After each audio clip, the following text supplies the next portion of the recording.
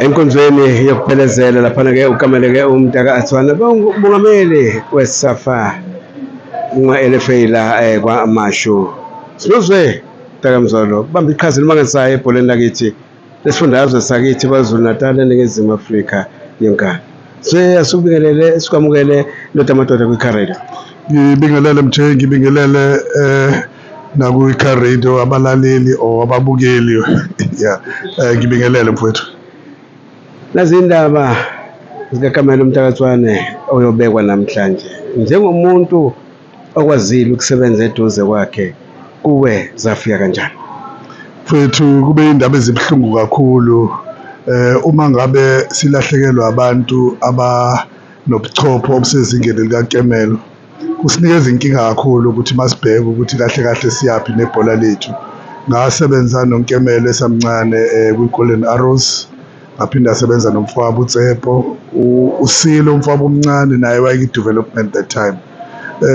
Ubuchopho bokuloya mfana bunako ukukhumbuza umuntu ofana noRocky Madlala, and uma ubuka izinto azebezenza uNkemelo manje engaphethe lutho ephaketheni kodwa ngomqondo nje azenze izinto yiphumelele.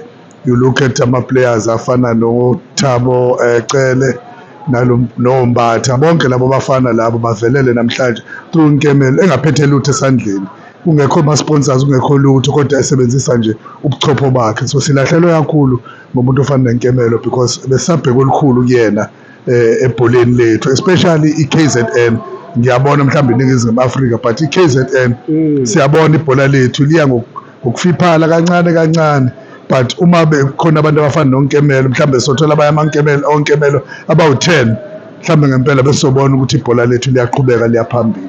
Nokuthi-ke ezinye izinto ezenzakalayo sikhona njengabantu abama-administrators, we've worked in football but asitholi ukuthi abantu basondele nakuthina, noma sethi siyasondela sibona ngathi abantu bayaqhela kuthina, okwenza ukuthi nathi sigcine sesimile sithi hayi ake sibukele sibone ukuthi kwenzakalani. But kusiphatha kabi ukuthi impumelelo yebhola lala eKZN ayisafani nakuqala.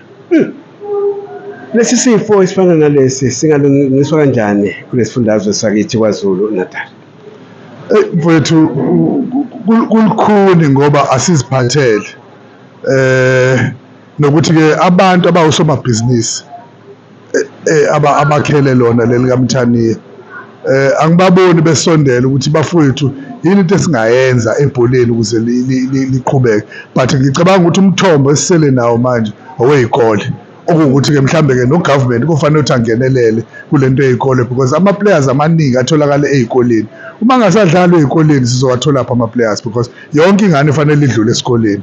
And-ke one of the things esizibona zenzeka manje ilama-academy akhona, amanye aphumelela but iningi lawo abantu abashansayo abafuna imali, oku-wrong ukuthi ingane mayihlala bayikhule ekhaya la kungekho lutho olutheni, kusho ukuthi leyo ngane ngeke ilithole ithuba lokudlala ibhola because fanele ikhokhe kwi-academy ethile. But uma siya ey'koleni ila kuzoba lula khona ukuthi labadlali sikwazi ukubathola, sibaqoqe, sibafake emaklabhini ethu. Nawo amaklabhu ethu eKZN siyacela ukuthi-ke akakhuthale ukuyobheka ey'ndaweni ukuze babone ukuthi khona yini ama-players angawathola other than ukulanda abantu asebaqeda ukuduma uthi wena bazokusebenzela. Ngeke bakusebenzele labo bantu, landa abantu abasafuna ukuduma basalambile, yibona abantu abazokusiza lapho. Owakho umyalezo uthini?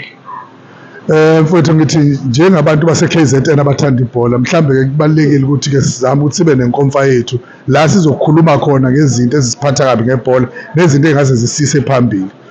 Kumndeni wakaNtswane ngithi mfowethu Dudu, ngiyazi ukuthi basebuhlungwini obunjani, ubuhlungu babo buyafana nobethu, kodwa-ke ake sizame ukuthi siphinde sithole abanye abantu abazofana noNkemelo balikhuthalele ibhola lethu e-KZN ne-South Africa yonke. Ngibonga kakhulu mfethu. Insizwa-ke uzwe uMtaka Mzolo wabamba iqhaza elimangalisayo ebholeni lakithi esinqawini kwaMashu. Sifundazweni sakithi KwaZulu-Natal olubambile iqhaza. Uzwe uMtaka Mzolo.